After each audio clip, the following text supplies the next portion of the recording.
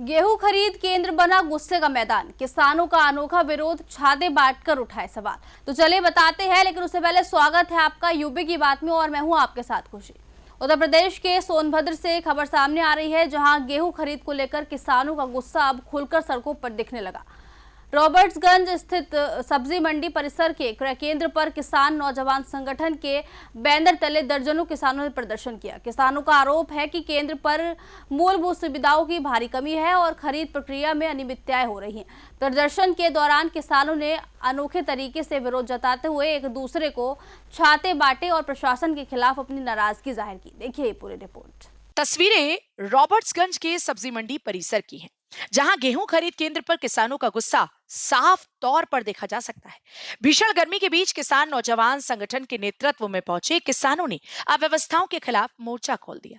किसानों का आरोप है कि केंद्र पर छाया और पेयजल जैसी बुनियादी सुविधाएं तक उपलब्ध नहीं है। इसी के विरोध में किसानों ने छाते बांटकर अनोखे अंदाज में प्रदर्शन किया और व्यवस्था पर सवाल खड़े किए। संघर्ष मोर्चा की चेतावनी है अपने किसानों के लिए, और इस सरकार में बैठे हुए संवेदनहीन जो भी अफसर हैं, क्रय केंद्र प्रभारी है, डीपीआरएमओ है, एआर कोऑपरेटिव है, जो भी भ्रष्टाचार में संलिप्त है, यदि एक हफ्ते के अंदर किसी भी क्रय केंद्र पर गेहूं की टालियां दिख गई तो किसान नौजवान संघर्ष मोर्चा का जो एक प्रतिनिधि मंडल है क्रय केंद्रों का दौरा कर रहा है, और यदि ऐसी स्थिति पाई गई तो कलेक्ट्रेट पे बहुत बड़ा आंदोलन होगा गेहूं खरीद को लेकर के, जिसकी पूरी जिम्मेदारी व्यवस्था में लगे हुए लोगों की होगी और जनपद प्रशासन की होगी। दर्जन एक साथ सब लोग सोचेंगे कि एक ही साथ सबका पैदा हुआ। अब सारे लोग आए, हमारी कैपेसिटी है, जितनी कैपेसिटी है हम फुल कैपेसिटी के साथ डेली तौल कर रहे हैं, और जितनी तौल हो रही उतनी गाड़ियां आती जा रही हैं।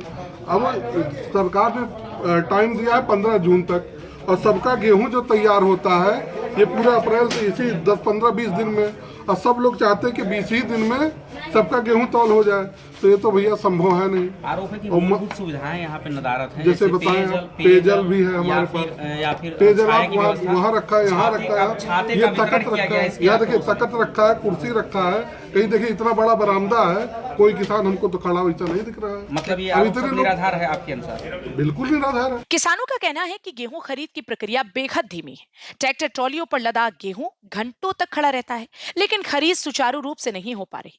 बोरे की कमी भी किसानों के लिए बड़ी समस्या बनती जा रही है।